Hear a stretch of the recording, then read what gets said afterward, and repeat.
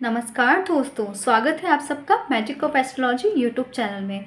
यदि आप अपनी जन्म कुंडली का अध्ययन करवाना चाहते हैं, अपनी खराब ग्रह दशाओं के उपाय जानना चाहते हैं, कुंडली मिलान करवाना चाहते हैं, अपनी समस्याओं के समाधान जानना चाहते हैं, अपने फ्यूचर से रिलेटेड प्रश्नों के उत्तर जानना चाहते हैं, तो आप हमसे हमारे व्हाट्सएप नंबर पर संपर्क कर सकते हैं। हमारा व्हाट्सएप नंबर जो आपको स्क्रीन पर दिख रहा है, इस नंबर पर आप हमें मैसेज करके अपॉइंटमेंट और पेमेंट से रिलेटेड सारी जानकारियाँ प्राप्त कर सकते हैं।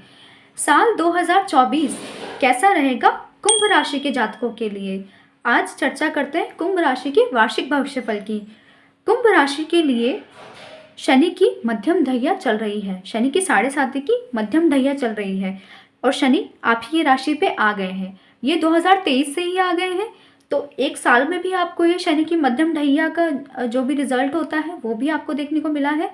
और अब आपके लिए मानसिक चिंताएं, परेशानियां और मुसीबतें थोड़ी और बढ़ने वाली हैं, क्योंकि शनि का अंश बल भी बढ़ गया है। लेकिन शनि की यही पोजीशन आपको शश महापुरुष नाम का राजयोग भी देती है, क्योंकि ये शनि की मूल त्रिकोण राशि है और केंद्र स्थानों पर जब शनि अपनी ही राशि में बैठते हैं या अपनी उच्च राशि में बैठते हैं तो वो आपको शश महापुरुष योग देते हैं, शश महापुरुष नाम का राजयोग देते हैं। तो आपके लिए ये शश महापुरुष राजयोग भी है। शश महापुरुष राजयोग का भी आपको लाभ देखने को मिलेगा और शनि की जो मध्यम ढैया है उसके रिजल्ट्स भी आपको देखने को मिलेंगे। दोनों चीज़ें कैसे मिल सकती हैं? वो इस तरह से कि शनि की मध्यम ढैया की वजह से आपको मानसिक चिंताएं, परेशानियां और मुसीबतें तो देखने को मिलेंगी ही, लेकिन शनि आपको यहाँ बैठ के इतना गुणवान और पराक्रमी बना देंगे कि आप उन समस्याओं से पार पाकर, उन समस्याओं से जूझकर आप अपने मान सम्मान और पद प्रतिष्ठा में बढ़ोतरी कर ही लेंगे। लेकिन जिन लोगों की कुंडली में शनि और चंद्रमा की अगर युति बनी हुई है या शनि और चंद्रमा का किसी प्रकार से संबंध बना हुआ है, विष योग बना हुआ है, तो उन लोगों को शश महापुरुष योग का पूरा लाभ नहीं मिल पाएगा, क्योंकि शनि जब चंद्रमा को यानी कि आपके मन को ही पकड़ लेते हैं, परेशान करते हैं, तो आप अपनी मानसिक परेशानियों में ही उलझे रह जाते हैं। फिर आप उतना पराक्रम नहीं दिखा पाते हैं जितना इस शश महापुरुष राजयोग के प्रभाव से आपको दिखाना चाहिए। तो शनि चंद्रमा की युति के कारण आपको शश महापुरुष राजयोग में थोड़ी सी कमी देखने को मिलेगी, लेकिन इसका फल भी आपको मिलेगा। पूरी तरह से ये राजयोग आपके लिए खत्म नहीं हो जाएगा। राजयोग है तो राजयोग के रिजल्ट तो मिलेंगे ही, पर थोड़े से कम मिलेंगे और केवल उन लोगों को कम मिलेंगे जिनकी कुंडली में शनि और चंद्रमा की युति किसी प्रकार से बनी हुई है। अब इसके अलावा आ जाते हैं कि शनि आपके लग्न में बैठ के और क्या क्या करेंगे। शनि आपको मानसिक चिंताएं और परेशानियां देंगे, शनि आपको वाद विवादों में घेर लेंगे और शनि की तीसरी दृष्टि आपके पराक्रम स्थान पे पड़ेगी, तो पराक्रम को तो ये बढ़ाएंगे। शनि यहाँ बैठ के वैसे भी आपको कर्मठ और पराक्रमी बना ही रहे हैं और तीसरी दृष्टि देखकर भी आपको और ज़्यादा पराक्रमी बना रहे हैं। तो अब आपको पिछले साल तक या उससे पहले तक आपने जितनी मेहनत की है, जितनी मेहनत करने की आपको आदत है, उससे दोगुनी आपको मेहनत करनी पड़ेगी। शनि आपसे करवा के ही रहेंगे, तो आप पहले से कमर कस के मेहनत करने के लिए तैयार हो जाएगी, अपना पराक्रम, अपने गुण दिखाने के लिए तैयार हो जाइए।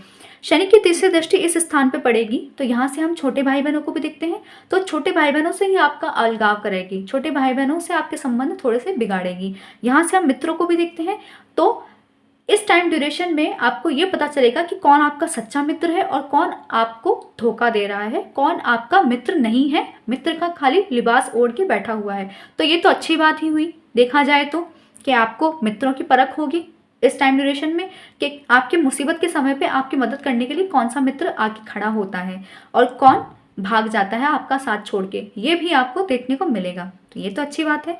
और शनि की 7वीं दृष्टि 7th हाउस से पड़ेगी, तो 7th हाउस पे शनि की दृष्टि पड़ने की वजह से शनि की दृष्टि भी काफ़ी हद तक मंगल जैसा ही प्रभाव देती है, क्योंकि शनि वैराग्य के कारक है और यहाँ से तो हम दाम्पत्य सुख को देखते हैं। तो वैराग्य के जो स्वामी हैं, जो वैराग्य के कारक हैं, वो दाम्पत्य सुख कैसे दे सकते हैं? देते ही नहीं है, क्योंकि उनका नेचर ही नहीं है। तो शनि 7th हाउस पे दृष्टि डाल के आपके दाम्पत्य सुखों में कमी लाएंगे। ऐसा नहीं है कि लड़ाई झगड़ा ही करवा देंगे, लेकिन आपके दाम्पत्य सुखों में काफ़ी हद तक ये कमी लेकर आएंगे। आपको दाम्पत्य जीवन का पूरा सुख और साथ नहीं मिल पाएगा। और शनि की इस दृष्टि की वजह से आपके जीवन साथी को स्वास्थ्य समस्याएं भी हो सकती हैं। हाँ, इस मामले में आपको थोड़ा सचेत रहने की ज़रूरत है। और शनि महापुरुष योग बना रहे हैं, शश महापुरुष योग, और ये व्यापार का स्थान है, तो व्यापार के स्थान पर दृष्टि देखिए तो शनि आपके व्यापार को बढ़ाएंगे। आपको इतना मेहनती बनाएंगे कि आप अपने व्यापार को दिन दोगुना रात चौगुना तरक्की करवा लेंगे। इस मामले में शनि की दृष्टि अच्छी है। और यहाँ से हम पार्टनरशिप को भी देखते हैं, बिजनेस पार्टनरशिप्स को। तो बिजनेस पार्टनरशिप के लिए फिर से शनि की दृष्टि अच्छी नहीं है। ये आपको बिजनेस पार्टनर से थोड़ी सी उदासीनता या थोड़ी सी नाराजगी दे सकती है। तो आपको थोड़ा सा ख्याल रखना है कि आपको अपने व्यापार वृद्धि पर ध्यान लगाना है, इस तरह की चीज़ों में नहीं पड़ना है। शनि की 10वीं दृष्टि आपके कार्य क्षेत्र पर पड़ेगी, करियर के स्थान पर पड़ेगी। तो करियर के स्थान पर भी शनि की दृष्टि इतनी अच्छी नहीं है, क्योंकि शनि तो 7.5 तो आपको दे ही रहे हैं ना। तो करियर के स्थान पे दृष्टि डाल के ये ऐसा करेंगे कि यदि आप प्राइवेट क्षेत्र में जॉब कर रहे हैं या सरकारी क्षेत्र में जॉब कर रहे हैं, तो आपके सीनियर और आपके बॉस या जो आपके मैनेजर हैं, उनसे आपका एक तनाव बना हुआ रहेगा।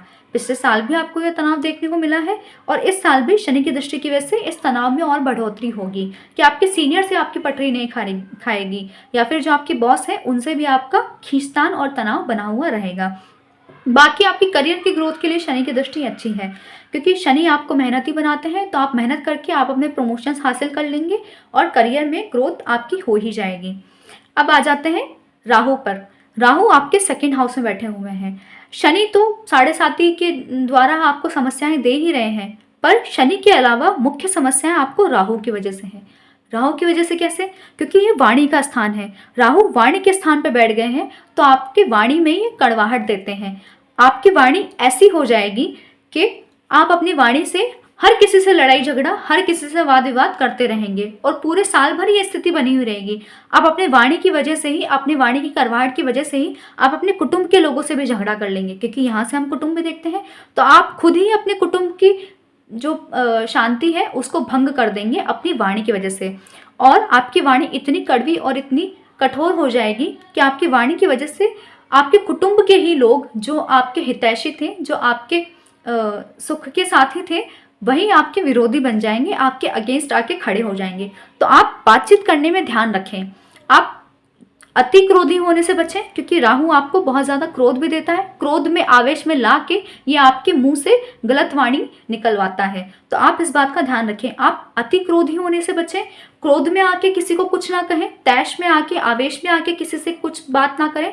यदि आपको क्रोध आ भी रहा है तो आप ठंडा जल पीजिए, अपने दिमाग को ठंडा रखिए, मानसिक शांति बनाए रखिए और क्रोध के समय आप किसी से बात ना ही करें तो बेहतर होगा, क्योंकि ये राहु फिर आपको बहुत लोगों से अलगाव दे देंगे, खासकर आपको कुटुंब से अलगाव दे देंगे और आपको पैतृक संपत्ति के मामलों में भी ये उलझा देंगे राहु यहाँ पे बैठ के।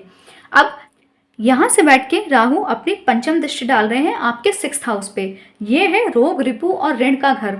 तो शत्रुओं के लिए तो राहु की दृष्टि अच्छी होती है कि वो आपको शत्रुहंता बनाते हैं, शत्रु आपका कुछ बिगाड़ नहीं पाएंगे। और आपका किसी से लड़ाई झगड़ा हो भी जाता है इस ड्यूरेशन में, तो वो आपका कुछ खास बिगाड़ नहीं पाएंगे। आप उन लड़ाई झगड़ों विवादों से बाद में, जब राहु इस पोजीशन से हटेंगे तो उनसे निकल के भी आ जाएंगे, उसमें दिक्कत नहीं है। लेकिन ये धन का स्थान है और ये ऋण का स्थान है, तो आपका धन नाश हो सकता है।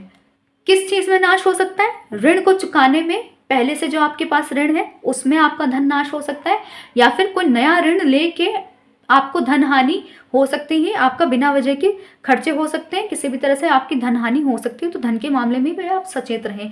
राहु आपको गलत संगत, गलत आदतों में भी डालते हैं, तो आप गलत आदतों में पड़ के भी अपने धन की हानि करवा सकते हैं। तो आप इस चीज़ से बचें, आप गलत संगत, गलत आदतों में, गलत लोगों के साथ बैठने से बचें।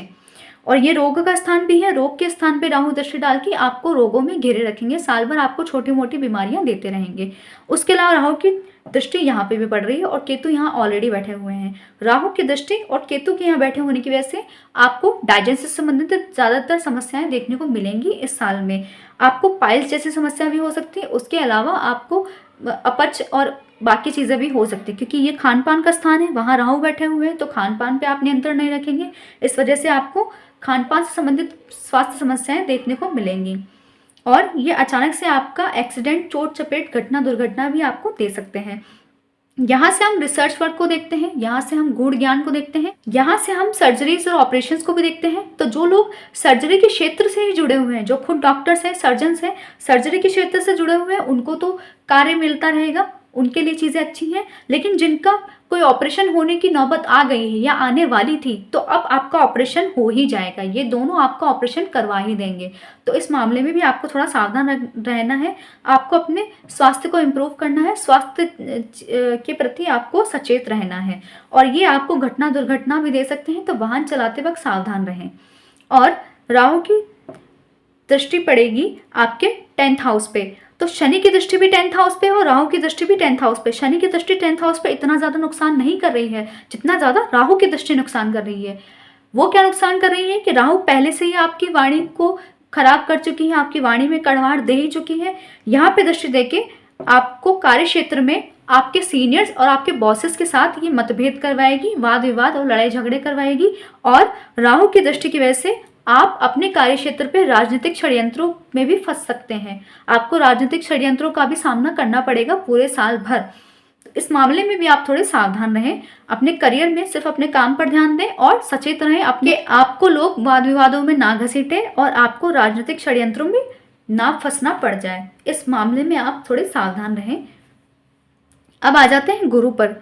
गुरु आपके 3rd हाउस में बैठे हुए हैं जनवरी से लेकर मई के महीने तक। जनवरी से मई के महीने तक तो गुरु का यहाँ पे बैठना अच्छा है, क्योंकि ये आपके पराक्रम को बढ़ाएंगे। शनि खुद आपके पराक्रम को बढ़ा रहे हैं, आपके व्यक्तित्व के स्थान पे बैठ के, आपकी अपनी ही राशि पे बैठ के शनि आपको पराक्रमी बना ही रहे हैं, मेहनत करने पे मजबूर कर रहे हैं।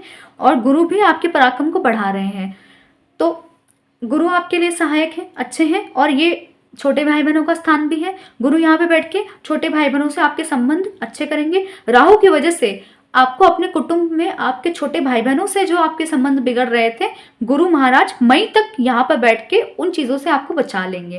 तो इस मामले में अच्छा है। और यहाँ से हम मित्रों को भी देखते हैं, तो आपको अच्छे मित्र मिलेंगे, अच्छे मित्रों की संगति होगी, जिससे आपका काफ़ी हद तक काफ़ी चीज़ों से बचाव हो जाएगा।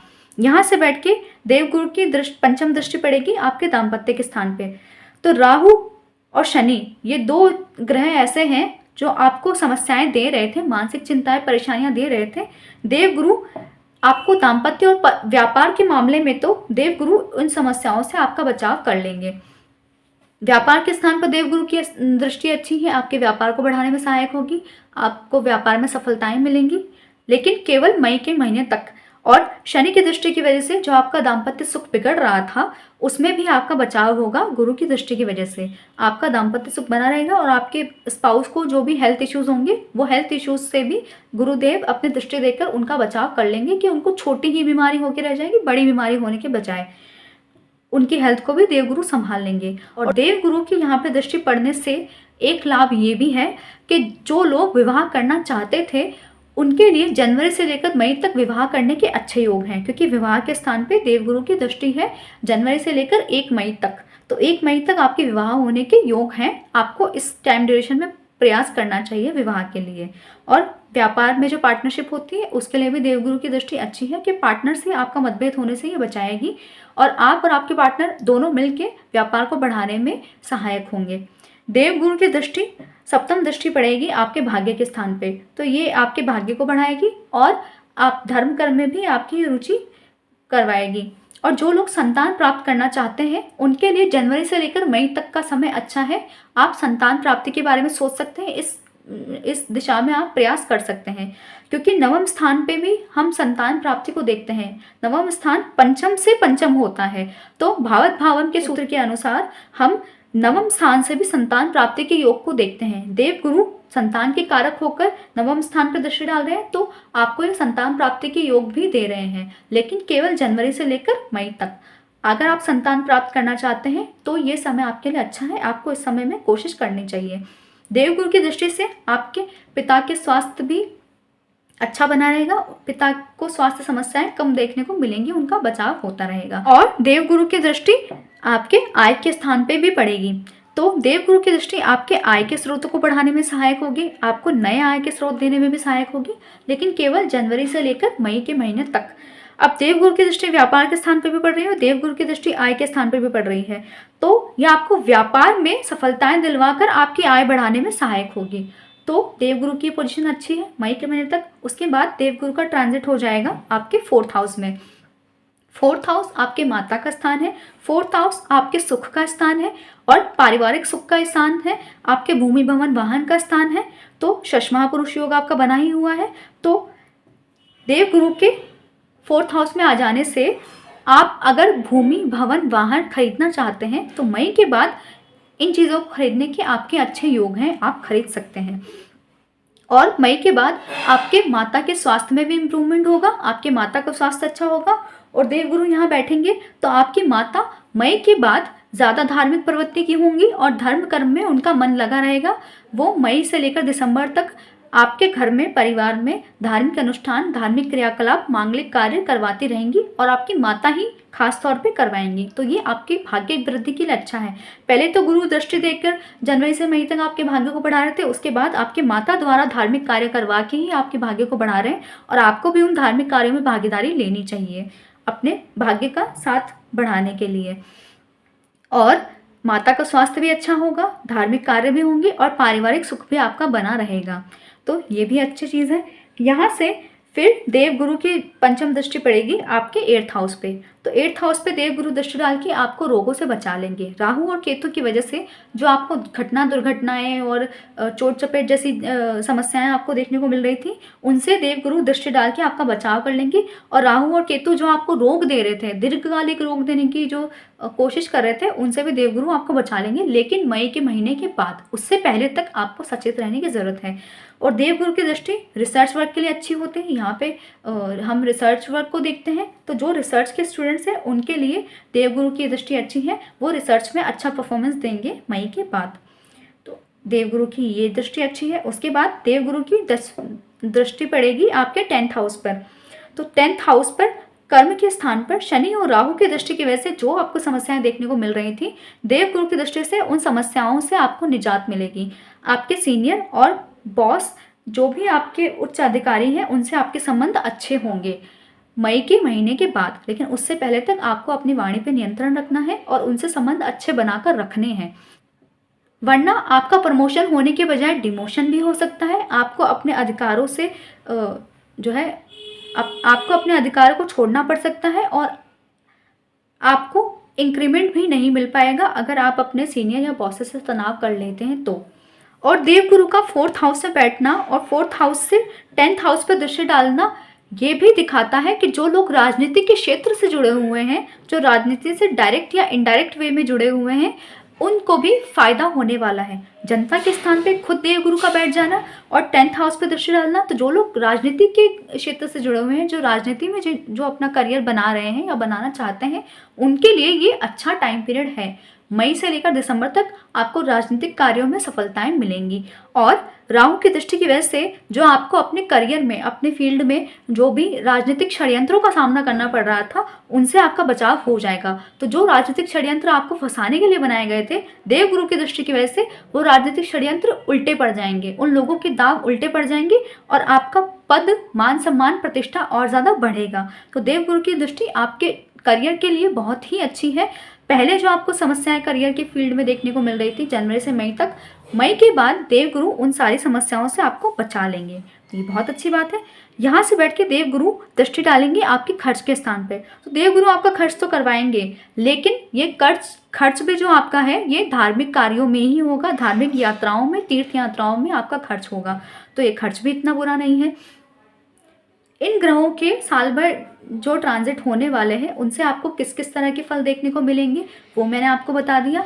अब आपको केवल 2 चीज़ों का ध्यान रखना है। एक तो ये कि जब सूर्य और शनि की युति होगी 15 फरवरी से लेकर 15 मार्च तक, और दूसरी जो समसप्तक में सूर्य और शनि का संबंध बनेगा कि जब सूर्य यहाँ आ जाएंगे 15 अगस्त से लेकर 15 सितंबर तक, इन 2 महीनों के लिए आपको थोड़ा सावधान रहना है। सावधान किस तरह से रहना है कि ये जो युति बनेगी ये आपके अपनी ही राशि में बनेगी। तो आपकी अपनी राशि में ये युति बनने की वजह से पिता के स्वास्थ्य में तो समस्या देखने को मिलेगी ही, और पिता से वाद विवाद भी आपका होगा, लेकिन उसके अलावा आपका खुद का मान सम्मान घट जाएगा इस 1 महीने में। तो आपको इस बात का ध्यान रखना है कि अपनी वाणी को नियंत्रित रखना है, आपको अपना मान सम्मान घटने नहीं देना है। इस टाइम ड्यूरेशन में आपको बहुत ज़्यादा क्रोध आएगा। आप अपने क्रोध और अपनी वाणी की कड़वाहट की वजह से आप वाद विवाद लड़ाई झगड़ों में पड़ेंगे। आप लोगों के साथ जो है मतभेद और खींचतान में लगे रहेंगे। लेकिन आपको थोड़ा सावधान रहना है, क्योंकि इस ड्यूरेशन में अगर आपकी कोई लड़ाई होती है इस 1 महीने में, या फिर इस 1 महीने में जब सूर्य यहाँ होंगे, तब आपका मान सम्मान घट सकता है, आपकी पद प्रतिष्ठा घट सकती है। ये आपके मान सम्मान को भी नुकसान पहुंचाएगा। तो आप बेहतर है कि अपने पिता के स्वास्थ्य का भी ध्यान रखें, पिता से मतभेद करने से बचें और पिता का सम्मान करें, तो आपके मान सम्मान में कमी नहीं आएगी। दूसरी समस्या होगी जब मंगल अपनी नीच की अवस्था में आ जाएंगे, अपनी नीच राशि में, आपकी राशि से 6th हाउस में आ जाएंगे। ये कब आएंगे? अक्टूबर के महीने में। अक्टूबर, नवंबर और दिसंबर, लगभग इन 2-2.5 महीनों की ड्यूरेशन तक मंगल यहाँ नीच की अवस्था में बने रहेंगे। तो ये आपको रोग दे सकते हैं और ये आपको ऋण के मामलों में भी उलझा सकते हैं। तो आपको इन 3-4 महीनों का खास तौर से ध्यान रखना है। और आपको जो भी समस्याएं साल भर देखने को मिल रही है, उन समस्याओं से बचाव के तौर पर आप प्रतिदिन हनुमान चालीसा का पाठ करें या सुंदरकांड का पाठ करें, दोनों में से कोई एक पाठ करें। किसी भी तरीके से हनुमान जी की आराधना करें, हनुमान जी के मंदिर दर्शन करने ज़रूर जाएं और हनुमान जी की मूर्ति की 3 परिक्रमा ज़रूर लगाएं, तो आपका बहुत हद तक बचाव हो जाएगा। इसके अलावा आप पीपल के वृक्ष को जल चढ़ा सकते हैं, उससे भी आपका बचाव होगा। और आप राम रक्षा स्रोत का पाठ भी कर सकते हैं, तो आपका बहुत हद तक बचाव हो जाएगा। आप राजनीतिक षड्यंत्रों में पड़ने से बच जाएंगे। आशा करते हैं ये नववर्ष आपके लिए मंगलमय हो, कल्याणकारी हो। इसी शुभेच्छा के साथ धन्यवाद।